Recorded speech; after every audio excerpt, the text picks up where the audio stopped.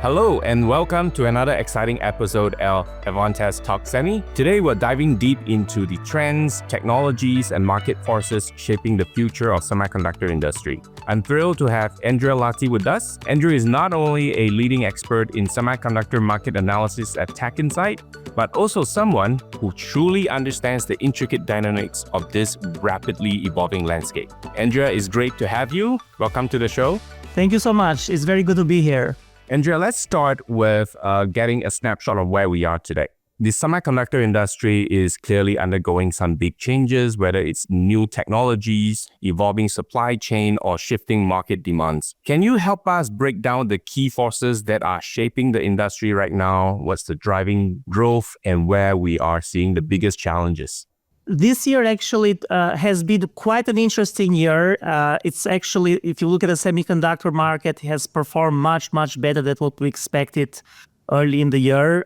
We actually went through many, forecast revisions. And if we look at the overall semiconductor market for 2024, we believe that it's going to increase around 23%. If you look at the IC market, which is a subset of the semiconductor market, the IC sales will grow about 28%, which is the fastest growth that we've seen in over a decade. So this has been a really incredible year in terms of growth. And I've put together some slides here to show where we are in the cycle, because as you know, the semiconductor market is a cyclical market. It is a growing market, but we also have to deal with cycles that we see every 2 to 3 years. And as you can see in this chart here that I've provided is that the chart on the top shows the weekly IC sales growth on year-over-year basis.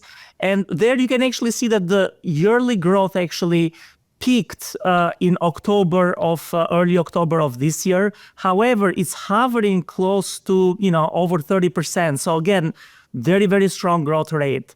And again, if we look at the peak, actually is very close to what we saw in the previous peaks back in 2022 and also 2017.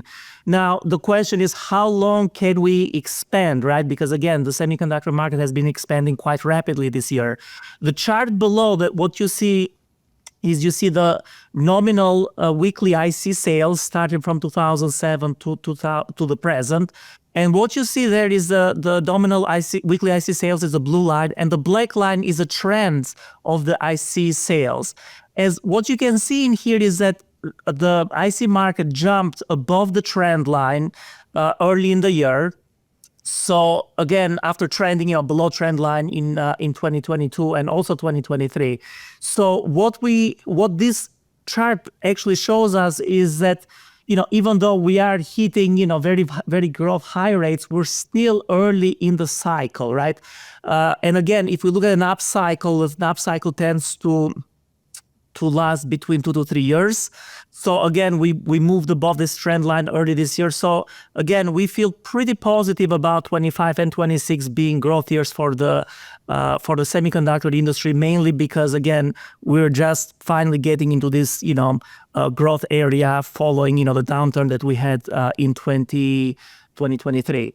So one interesting thing about this year's upturn is that it's really very lopsided.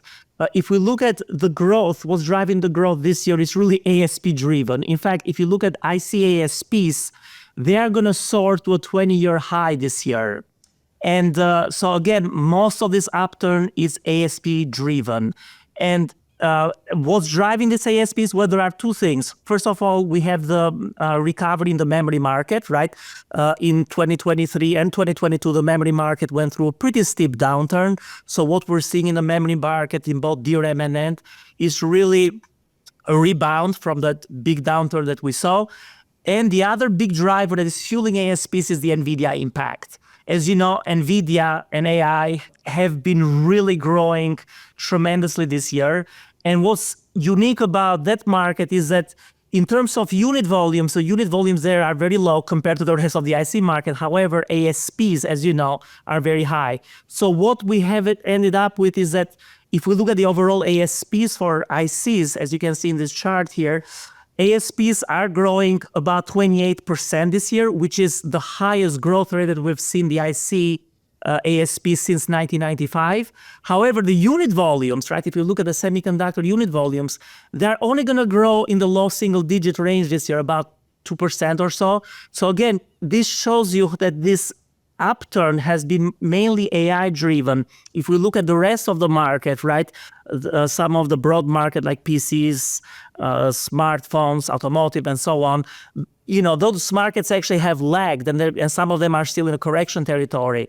And the clear indication of there are the unit volumes, because again, the unit volumes that we're running this year are actually below the levels that we saw back in 2021 and 2022. So again, very uneven upturn that is primarily being driven by AI, and the rest of the markets are still in this recovery phase. And this year, again, most of those markets, those broader markets, have really, struggled to return to growth territory. Great. It's good to understand all that, but I'd like to understand what's your take on factors like supply chains and also like regional policies that's impacting the industry. There are many things at play here. If you look at, first of all, the CapEx, right, that we are spending as an industry, right? The capital spending has been quite healthy, actually, relative to, what the industry experienced in the last 2 years. And when we look at the capital spending, right, in 2023, which again was a down year for the semiconductor industry, the capital spending was barely down. This year, capital spending is expected to be up, and so is in 2025. Now, what we're seeing there is that most of the spending actually has been driven by China. If we look at the top 10 CapEx spenders, in 2023, there were 3 Chinese companies in the top 10, which is the first time ever, that in the top 10 you have, 3 Chinese companies, namely CXMT, SMIC, and also YMTC. So that's a huge change, actually, in the spending, in the, makeup of the semiconductor industry. And what we have seen in the last 3-4 years is that these higher spending levels that we've seen from these Chinese manufacturers has actually translated into a much higher spend in the WFE market, right? So if you look at the wafer fabrication spending, most of the growth there has come out of China. Last year, China accounted for about 35% of total WFE spending. This year is probably going to be about 45%. So these are very big numbers. So they are the one that have been driving most of this spending in WFE. And again, a lot of that is, government funded as well, because as you know, the governments around the world are spending a lot of money to support their, semiconductor industry. We're counting about $200 billion of government funding initiatives in the pipeline, right? Whether it's in US, China, Japan, Europe, right? And China actually makes up about a quarter of that $200 billion in government, incentives. And of course, as a reminder, this, $50 billion that they are spending, that is in the pipeline, is their third round of spending, right? China already had their, first round about 10 years ago, and the second one several years back, which they spent a cumulative, I think, $50 billion in semiconductor-related initiatives. So again, what has happened as a result, because of this big spending surge in China, is that we are seeing the capacity there increase quite a bit, especially in trailing edge technologies. And the concern there is now that, we could see, again, because of this big spending levels that are taking place in China, we could see an oversupply at the trailing edge devices, right? Because again, a lot of this spending actually has gone through those markets. So there is a lot of concern, especially among the European and American, manufacturers, that, we could see some, oversupply in these trailing edge markets. And that's why you're seeing some of the, governments, whether it's here in US or in Europe, start to implement some tariffs of, these Chinese-made semiconductors because of this risk associated with this, big, capacity surge that we're seeing in China. So that's number so that's one of the drivers that we've seen in terms of the manufacturing side. Another big driver, as has been AI, as you can imagine. But again, the impact of AI in terms of spending this year has been primarily in advanced logic, essentially TSMC, whether it's in their 5 nanometer node or 3 nanometer node. Again, those nodes are running very, very strong at TSMC, very high utilization compared to the rest of their manufacturing node. And also has been, another, factor has been, of AI has been in high bandwidth memory, right? Because again, for AI to run, you need a lot of, memory as close as possible to those GPUs, right?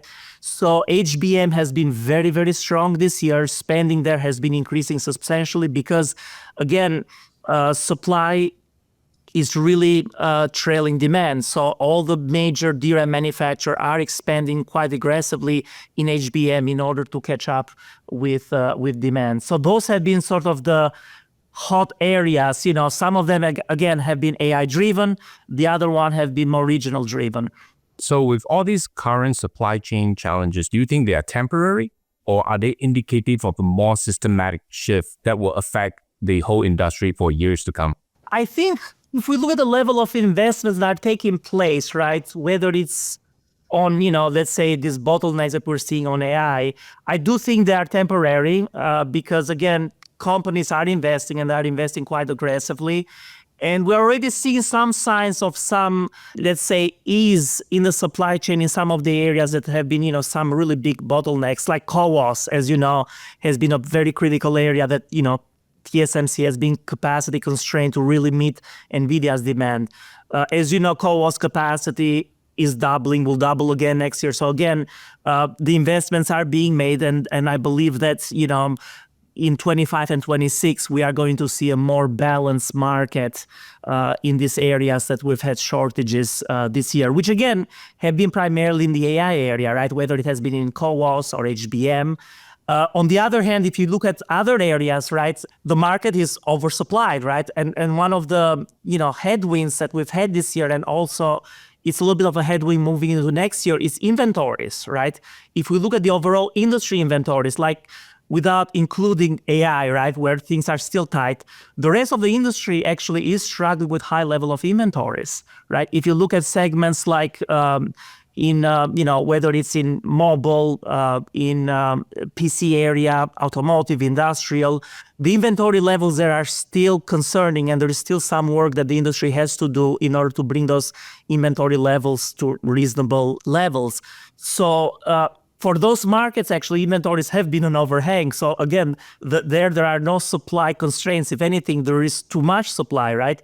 So those segments actually are working very hard to work down their inventories. So again, if we look at the market, it has been really a tale of two markets, really. AI market, which is doing very well, and then the non-AI market, which again has been struggling again with softer demand, high inventories, and it's really beginning to sort of work those inventories down and resume growth.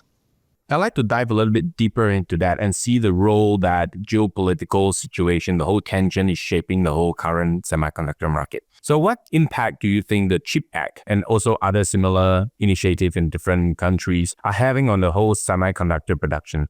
Well, there are two things. First of all, that there has been a lot of government initiatives to support their own semiconductor industry, and a lot of this money actually is finally being released. So we are going to see more fabs being built to essentially support these government initiatives. So that's part one. What we are seeing though is that with all this money coming in the market, there is always this risk of overcapacity, right? As you know, our industry is very, very sensitive to this overbuild, right? Because anytime we end up with overcapacity, prices decline. When prices decline, profits fall, losses mount. So we've seen this many, many times. So again, this money that is moving in the industry does increase the risk of oversupply. The good thing is that a lot of this money that is going to be used, right, what we're seeing is that initially it's probably going to be used to build shells, right? And companies will probably gauge, when to move in equipment, because the moment that you move in equipment, right, you have to start the equipment because the depreciation start. Because as you know, the depreciation is huge. If you look at leading edge fabs now, they cost, $30 billion plus. So again, once those tools move in, you want to make sure that they are utilized properly. So what we believe will happen is that companies will gauge how much tools they will put into these shells and these clean rooms that they are building based on market demand. Because again, if you think about it, the risk to build a shell, it's not as high because again, the depreciation for those shells is much, much longer compared to tools, which is only 5 years typically. And it's a very good insurance company, right? Because again, if the market is up and you need more, capacity, you can easily add more tools. However, if you don't have the shell ready, right, because you're waiting, then you can miss on the whole upturn, right? Because it takes 1 or 2 years to build the shell, bring in the tools.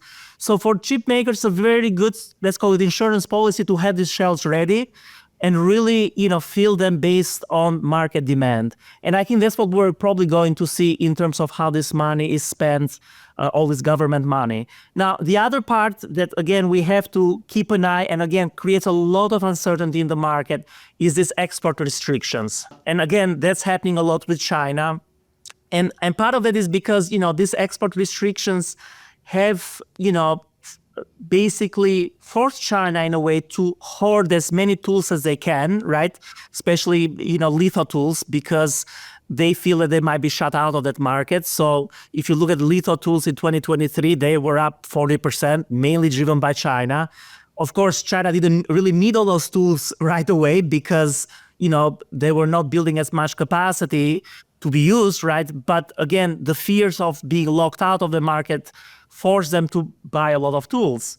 So again, these export restrictions always cause a lot of pooling in buyings, right? Because, companies are worried they might not have the tools to expand their capacity. So we don't know, how far these export restrictions will come moving into 2025, but it's a pretty, safe assumption that the ones that are already in place will stay. We could see more, right? Especially with the new administration coming here in US. But again, it adds another layer of complexity, in the industry and also in forecasting, because again, all these purchases are not really being made because of market fundamentals, but they are more made because of this, security reasons, right? So, which makes, forecasting the industry and planning much more trickier, right, than it would be otherwise. So you mentioned just now about, all the money that the government are spending right now is mainly on fabrications. And we see that the foundries are evolving. So Intel has spin off their foundry.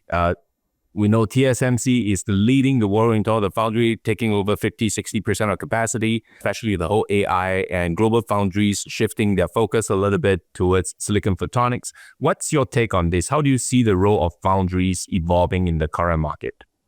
Foundries have become extremely important. And you can, of course, if we look at leading edge foundry, it's pretty much dominated by TSMC at this point. As you said, they have over 60% market share. And leading edge nodes, actually, their share is even higher, right? But what we're really seeing is that foundries are really expanding their offerings, not just to wafer production and wafers, but also in assembly and test services. And you can see, TSMC is a very good example, right? They're making a huge push in advanced packaging, whether it's in info, CoWoS, SOICs, right? Huge push because, again, chiplets are becoming a very important market and TSMC is trying to capitalize on that. But other companies are doing the same thing. Intel has a huge program in advanced packaging as well. They are making a big push in leading edge technologies as well. Samsung is pretty much going the same way.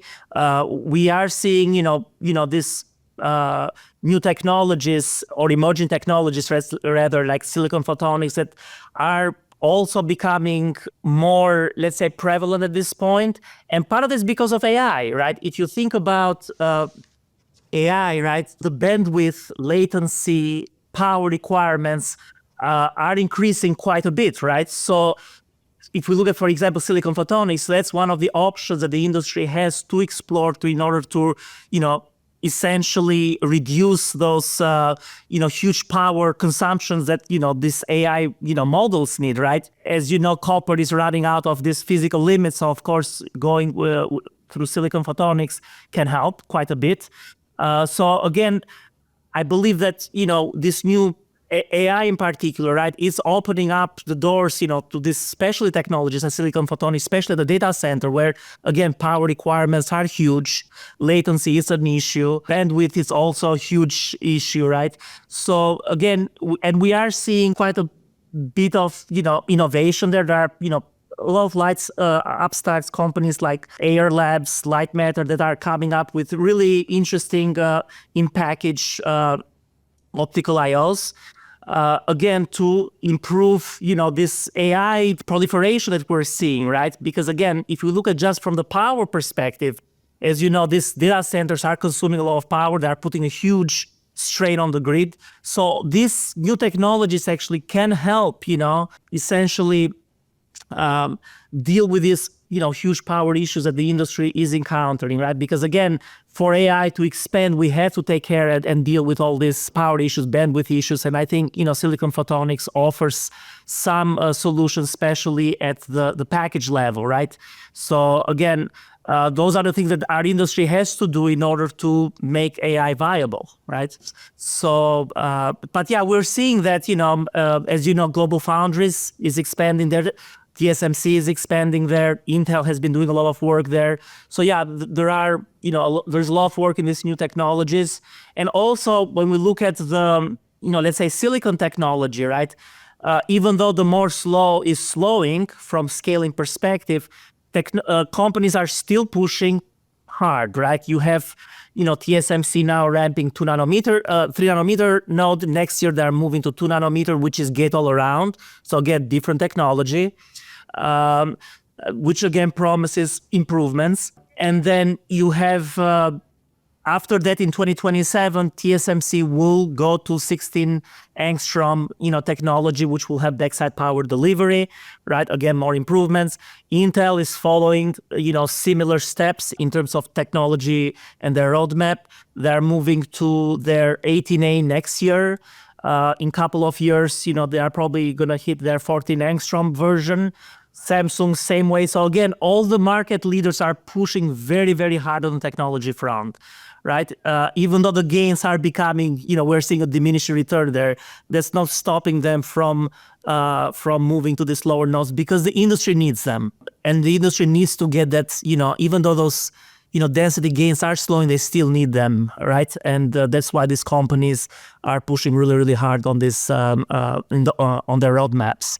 I'd like to explore a little bit because we talk about AI, machine learning that's helping us drive the growth in semiconductor right now. One of the application of that could be back into semiconductor in terms of design and manufacturing to help us get more efficiency, get more yield. What's your take on this? Are we doing enough? Can we do more? What's your read of the situation? Well, this has been a very important area for a while now. It started with DFM back in the day, and then we have DTCO, right?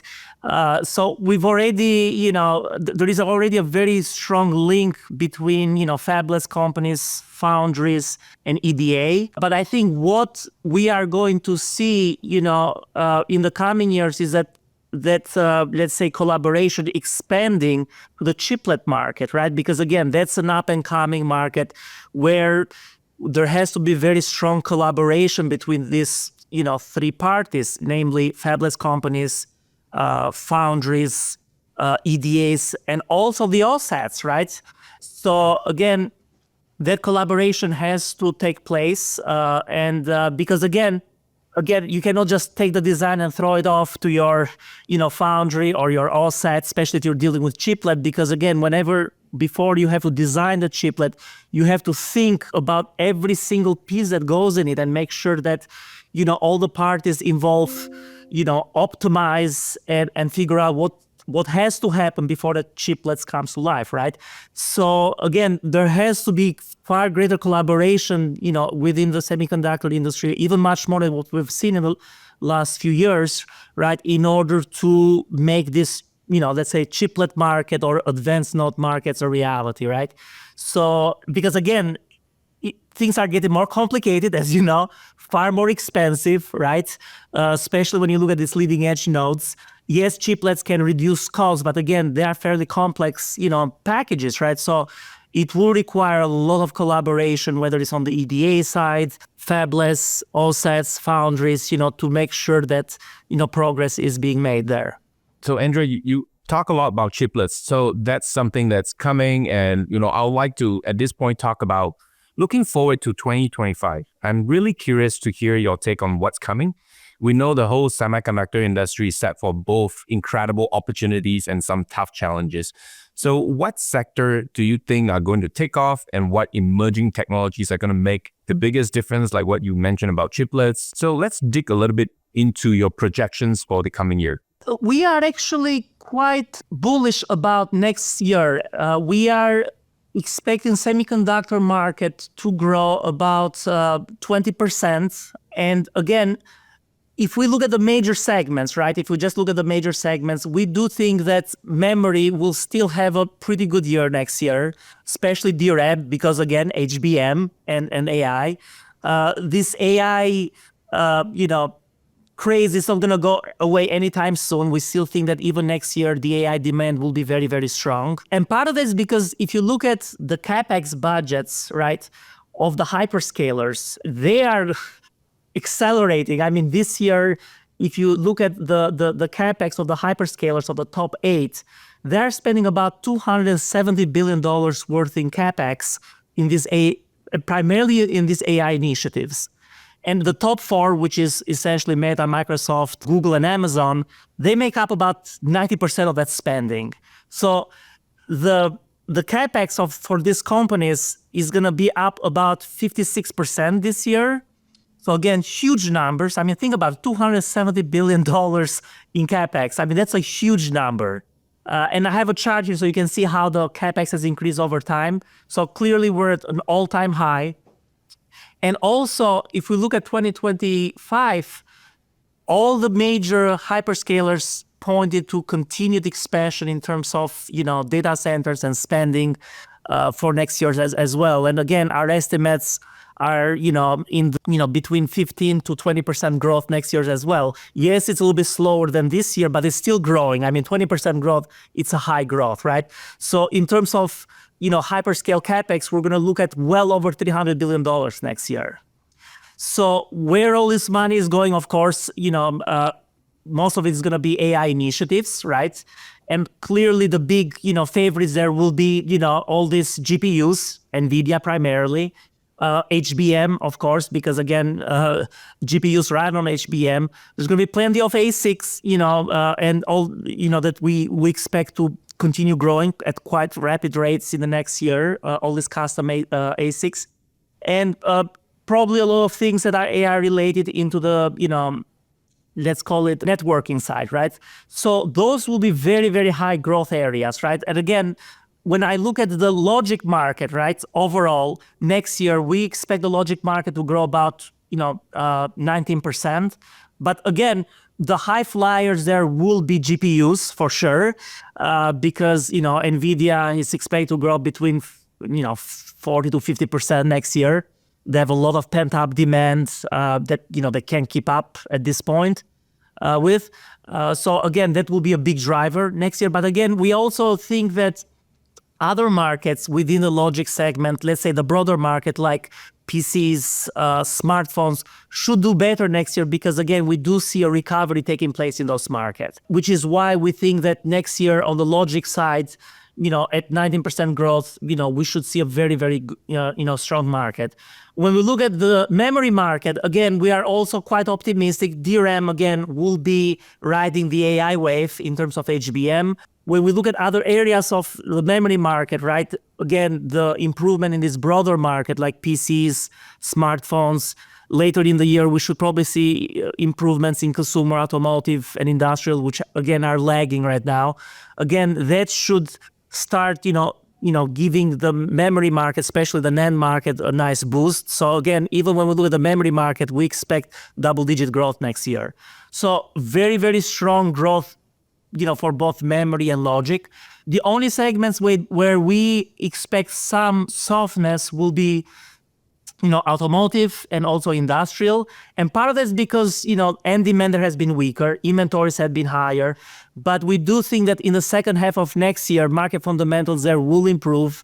We do think that inventories there will be more, let's say, reasonable as we head into the second half of next year. And end demand should also improve now that, interest rates are coming down. And also, now that we're seeing some signs of recovery in those, markets have been, essentially negative territory in the last 2 years. Yeah, I was going to ask you about automotive, and you mentioned that as well. So I'd like to just dive a little bit deeper into that. So with electric vehicles on the rise, how will this impact semiconductor demand? Well, what we've seen actually in the auto market, right, is that auto units, right, in terms of units, they're not growing very fast, right? Because again, it's a function of population growth and all that. So they are growing actually in the low, single digits, like a couple percentage points, right? But where the growth there is happening is the content increases, right? Because again, as cars become smarter and and we're moving to these electric vehicles and their share continue to grow, then what we're seeing is that the content per car, the IC content per car is growing substantially, right? So in the end, what you get is that you have this really, strong growth in the semiconductor side or IC side of automotive applications, right? And again, part of that is really the electrification trend, right? Another one is increased safety features that we're seeing in cars, especially in these higher levels of autonomy, right? And also, better infotainment systems and so on. So those are really the big drivers. So in the automotive market, again, it has a content-driven, increase that we are seeing as it relates to the auto IC growth. And I think our projections are for, I believe by 2029, the auto ICs will be, over $100 billion. And again, it's primarily contact driven. And we're still, again, in the early phases of this electrical vehicle penetration, right? And again, this is going to be happening for several more years, right? Before it starts, sort of rolling over and maturing, right? But during those years, we are going to continue to see a pretty healthy growth in semiconductor content per car. And that's going to be the primary driver in that market. And it's one of the fastest growing areas in the semiconductor market, outside of AI, of course. So now I'd like to shift focus a little bit and talk about the advanced packaging. So as we know, we're moving to advanced nodes, 3 nanometer, 2 nanometers, things are going to get smaller. So it will be a lot of challenges in advanced packaging technologies such as 3D stacking, and also you talk about chiplets. So how do you think that is going to transform the industry, and what opportunities do we see over there? Advanced packaging has been one of the fastest growing areas in the last few years. It's expected to continue to grow very fast because again, as we move into chiplet world, right, we need more capacity there. And you can see that all the major manufacturers, whether it's Intel, TSMC, OSATs, are expanding very, very aggressively in the advanced packaging field. And it's quite interesting because, as you know, especially when it comes to AI, there is a little bit of a collision course there because typically, what our industry did for many, many years was rely on the, let's say, this on the Moore's law, right? Because Moore's law worked great for the industry because not only were able to drive the transistor cost down, but we got very nice density gains as we went from one node to another. We got, a lot of improvements in performance, low power. So there were a lot of nice added benefits from the Moore's law, right, that our industry enjoyed for many, many decades. Clearly, that's coming, that's essentially slowing down quite a bit, right? As we've seen now that we've moved to FinFET and we're moving to this gate-all-around transistor architectures. And I have actually a couple of slides that I can show there. But essentially what we're seeing there is that in the last 5 years or so, the transistor density growth has slowed. Right, and also when we do projections as we move to horizontal nanosheets and FinFET, we expect actually pretty sort of flattish growth in this transistor density increases, and again that's a sign actually that Moore's law is hitting a ceiling, right? And this is where in some markets we are seeing the impact of that, right?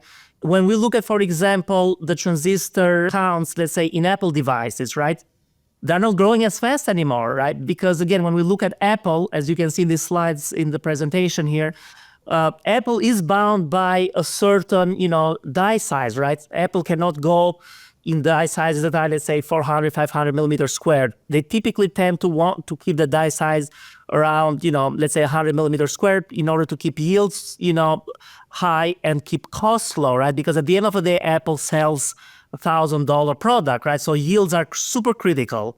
But if you look at the transistor growth in, application processors over years, the transistor growth there actually is slowing because again, Apple has these, limits in terms of the die size. If we look at the NVIDIA products, right, and their GPUs over time, what we're seeing there is that the transistor growth actually has been faster than Apple's. However, NVIDIA has been able to achieve that by going to a bigger die size. And clearly, NVIDIA at this point in time doesn't have to worry very much about yields because, again, they sell $80,000 product, right? So again, they can take a little bit of a yield hit, right? But even with NVIDIA, what we're seeing is that the radical size, the die size is getting very close to the radical size limit, right? So if we look at their, the Blackwell chip, right? What NVIDIA had to do in order to cram those 208 billion transistors was really, stitch 2 GPU dies, right? Because they essentially ran out of, radical size fill limits, with their GPUs, right?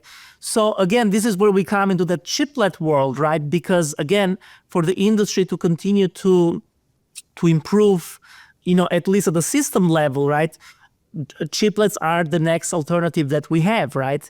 And of course, it doesn't mean that we have to stop shrinking as an industry, but because shrinking is slowing, advanced packaging can help to continue improving the system performance to, essentially enable AI, those automotive applications that we talked earlier, right? Because again, we still need to get better, system performance in order to get to expand these markets. And that's where chiplets actually help because again, at the end of the day, they do improve system performance. And again, it also depends from which way you're looking at it, right? Because clearly, if you're looking from the systems level, right, and you're putting everything into, let's say, a chiplet, right? So basically, you're shrinking the board and taking all those devices and putting into a chiplet, right? Your performance would increase substantially, right? Order of magnitude, right? Going from the motherboard to a single chiplet, right? However, if you're looking from the chip level, so basically from the bottom up, right, and you're disaggregating the die, yes, there's going to be some performance loss, right? Because again, you're moving away from, this monolithic approach to, to a chiplet. So depending which way you're looking at it, whether you're looking from a system level or from the chip level, right, there could be either gains or losses, but essentially the industry needs chiplets, right, in order to, improve the overall system performance. Right. So as you mentioned, with chiplets, because we are probably nearing the end of the Moore's law, I also just like to get your insights on, are there any market segment that you think will shrink because of that? And is there any market segment that you think will shrink in 2025? Not really. I mean, if we look at the markets, the markets are still growing. And if you look at how our industry is built, right? Even if we look at, let's say, these legacy markets like PCs or even mobile, if I want to throw them there now, because mobile has clearly matured, right? Now, those markets maybe are not growing as fast anymore in terms of units, right? But there are still improvements that are being made there in terms of, higher chip content, right? So essentially, even though those markets are not growing as fast, let's say, as AI right now, they are still very, very critical and very important for the industry because they are very big, as you know, right? And they create this very nice base for our industry to, essentially maintain and have other markets basically contribute for future growth, right? So when we look at, for example, PCs, right? Yes, in terms of units, we don't expect much growth there because, again, maybe 300 million is probably sort of the max there. But what we're seeing there is that, the content there continues to increase, whether it's in terms of memory, processing power. We are, going to see more AI-enabled PCs, which again will require more compute requirements. So essentially, there is going to be improvement from that perspective, right? Even though units are not increasing, features are getting better, right? Same thing with smartphones, right? Yes, they're getting more expensive. Yes, the replacement cycle has been stretched, right? But on the other hand, features are also improving, right? And also with AI, becoming a thing, right? We should see pretty interesting features coming down the road, whether it's in PCs or smartphone in the coming years, which again will drive higher chip content, right? So those markets are not going away. They're still going to support our industry.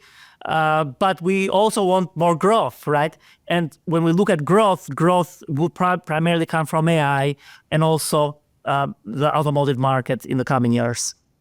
All this sounds really positive. We're looking for a great 2025, but I'd like to shift the focus a little bit and get your take on what about talent? We talk about global talent shortages. How do you see that impacting the development of new semiconductor technologies? And do you see any shift in how R&D investments are being allocated? Well, talent has been a concern for a while now because we have these really nice projections, right? I mean, what we're forecasting is that semiconductors should hit $1 trillion by 2030, right? And I think we're on track to do that. However, to go from, let's say, 650 billion to whatever we are at now to $1 trillion, in a matter of few years, you have to have the infrastructure in place to drive that growth, right? You have to have, the fabs, you have to have the people to run those fabs, you have to have the design teams. The whole ecosystem has to scale, right? In order to support that kind of, market size that we are projecting, right? So everything has to scale up to support that. It's not like, okay, we're saying it's going to hit $1 trillion with this, let's say current capacity that we had. Everything has to scale up to support that. And of course, human talent, it's part of that has to scale. So, and of course, this has been a concern for many, many years now, because again, especially here in US, we are trying to get more people to go into, semiconductor space. Clearly, there is a lot of competition, as you know, because we have to compete with other industries, which are, pretty, let's call rich in terms of how much profits and everything they generate. So there is always going to be a competition there for talent, right? Whether it's here in US or other parts of the world. And it's something that, of course, it's an obstacle for our industry, but I think there's been many initiatives, whether it's from SEMI or other industry, organizations to essentially attract more talent, because we do need more people in order to support and get us to those $1 trillion market levels that we are anticipating. Clearly, AI can help, keep up with those requirements that are needed. But yeah, talent has always been an issue and will continue to be an issue because, again, not only we're not producing as many, engineers, but we also have competition from our other industries for those talents.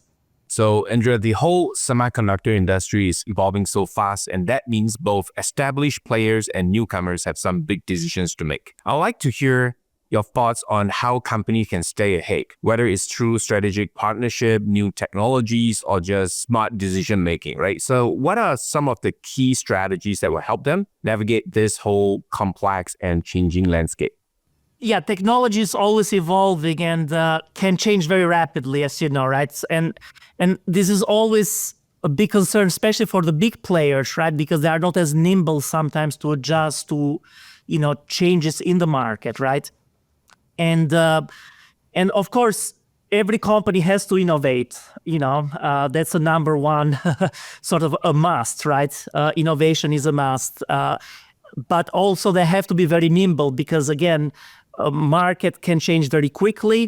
As you know, our industry tends to be, quite cyclical sometimes. You want to make sure that you are always investing, in R&D, in capacity, in talent, right? Whether, you're in upturn or downturn, right? So you have to manage those cycles very, very carefully. And of course, that's very challenging sometimes, especially if there are huge swings. And as you know, our industry can go through very significant swings sometimes. So, staying disciplined, right, and staying focused on those investments, especially on R&D and talent, is very, very critical, right? Collaboration is another way because, you cannot always do everything on your own, as you know, right? So collaboration is very, very critical because, again, you want to work with your suppliers as closely as possible because, first of all, things are getting very, very expensive, right? As you know, everything relates to the semiconductor industry, whether it's designs at the leading edge, fabs at the leading edge, they are very, very expensive, right? So you want to make sure that those decisions pay off because, again, if those decisions turn out to miss the market or come to market late, you could actually, lose significant share or could be even completely out of the market, right? Andy Grove had this "only the paranoid survived," kind of saying. So, and that's actually very true because, again, in technology, things change very rapidly, right? So you always have to be very alert on what's changing, stay hungry, be innovative, collaborate, and also try to manage these cycles, right? Whether it's technology cycle or silicon cycle as best as you can, because one thing that is for sure in our industry that is always changing, right? That's a constant thing, always changing. So, make sure that you're always adapting to these changes because they will always be part of our industry. Right. As you mentioned, there's rapid changes. We change very quickly. Technology moves really fast. Do you think there's going to be increase in M&A activities as a strategic move for growth? Or do you think, because with all the AI implementation right now, the industry is better served by internal innovation at this point?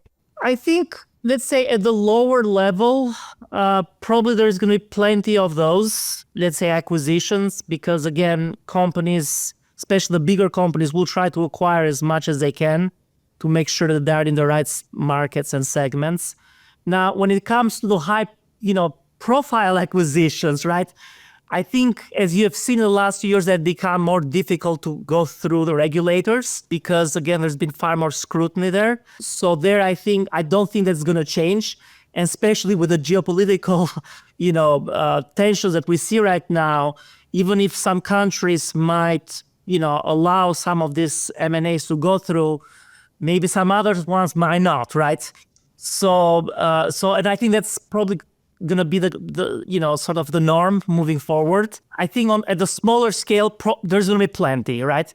At a bigger scale, M&A, I think there's going to be far more scrutiny, mainly because, of these geopolitical tensions, which I think that they're going to be far harder to pass. Do you think there's any market segment right now or market opportunities that big companies, established names are underestimating, whereby we see some new startups starting to come in and working on the new technologies? Yeah, and I think there could be, and those are hard to really detect because it all comes down how these smaller, let's say, startups or smaller companies innovate and how disruptive they are, right? And there's always going to be a disruption, at some point, right? I'm pretty sure that, all the big companies are looking for those disruptions because they know that, because that's the nature of our industry. And Chiplet, I think it's a very good example, right? Because again, if you think about the chiplet market, right? Dan Hutchison, right? He was writing this article that basically was comparing the chiplet market to what Foundry was to IDMs 20, 30 years ago, right? Because again, when Foundry started, nobody really made much of them, saying, okay, it's really most of a cost play. But look at Foundry market now, right? It could have a similar thing, right? Because again, there could be many opportunities now that we're getting into this chiplet world and this disaggregated, designs, right? That could actually create new, opportunities in the market, which again, I don't know all of them, right? Because if I did, I'll be very rich. but they'll probably be out there. They'll probably be out there because again, it opens up quite a few markets actually that people can, take opportunities and do something. So, but I'll bring up Chiplet as a very good example because it's a very disruptive market, right?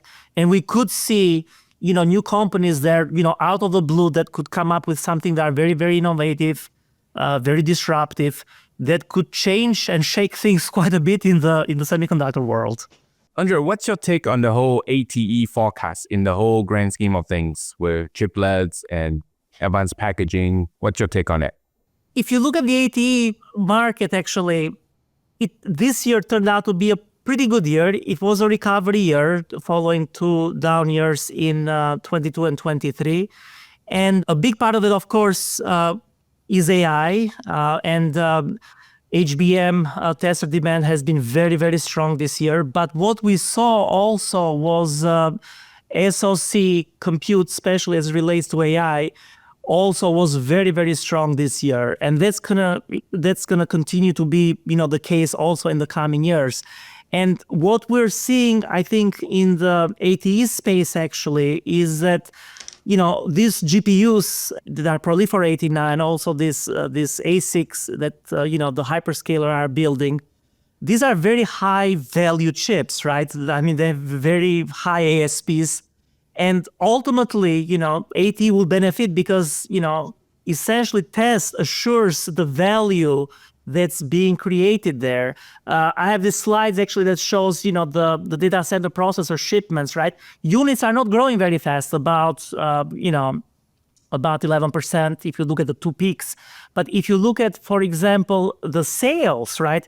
Sales are growing by almost 400% if you compare the previous peak to 2025, right? A peak that we're seeing in here. So again, there is a lot of value and a lot of profits that are being generated in this space. And of course, test assures that value. So I do think that it's going to be a pretty important driver for SoC tests and also memory tests in the coming years. And also, again, as we move into this chiplet world, right, the testing requirements there are going to increase as these chiplets become more sophisticated, right, and you have to test more. And what we believe is that, as these chiplets proliferate, right, we are going to see, over time, a shift in value from WFE to test when it comes to these expenditures. And this is one of the reasons when we look at our WFE, our test forecast, ATE forecast, is pretty much going to be growing at pretty much the same rate as WFE. Where in the past, actually, if you look at it, actually, test lost share relative to WFE. That's not we don't expect that to happen in the next, 5 to 10 years, mainly because of these changes that we are seeing in the market as it relates to the chiplets and their higher need for testing. Yes, we're seeing some startup in the chiplet area like Silicon Box and also new technology like silicon photonics that's coming in, a lot of startup Correct. in that area. So we're seeing a lot of that. Yeah, and the other thing is that when we look at some of the challenges that we have, right, as an industry, right, the Moore's law is slowing, right? We have, the transistor density gains are slowing. If we look at even the density gains that we're making right now, right, they are becoming more difficult because we are running into physics problems, right? Whether it's at the transistor level, whether it's at the contacts, right, resistivity is increasing quite a bit actually. So again, we're not getting those big performance gains that we're used to, right? So again, it opens up, those are, of course, those are issues, but those issues actually are, opportunities for companies to innovate, whether it's in new materials, new, manufacturing technologies, packaging technologies, right? So again, those can become new markets down the road, right? These issues and technical challenges that people can figure out better ways to get around, right? So sometimes it's not good to see them as challenges, but more as an opportunity and as a market, which later on can grow and make things, better and more innovative, right? So those are the things that we have to keep an eye, because there is, as you know, a lot of challenges our industry faces, but I view them as opportunities down the road for companies to, find and improve on and continue to innovate.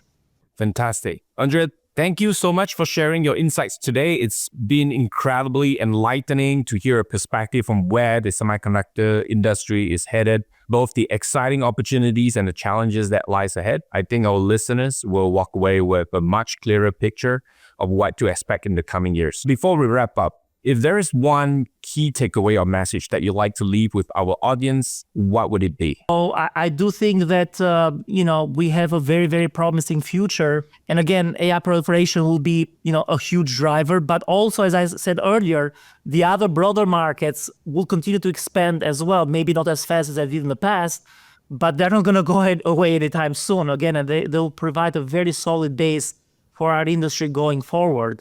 So again, I think the future is quite incredible, especially if we see this whole AI revolution taking place, which again is probably as profound as what we saw with the Industrial Revolution, early on, right? So it's just a different sort of settings, right, that is taking place. But I think the implications, right, and also the benefits that we are going to see are going to be tremendous. And of course, at the end of it, the building blocks and what supports all that, right, is semiconductor. So that's why I feel very, very optimistic about our future and our prospects in the next decade. Excellent. Thank you again, Andrea, for joining us. And thank you to all our listeners for tuning in. Stay tuned for more episodes of Advantest Talk Semi, where we continue to explore the trends, technologies, and strategies shaping the semiconductor industry. Thank you, Andrea. Thank you.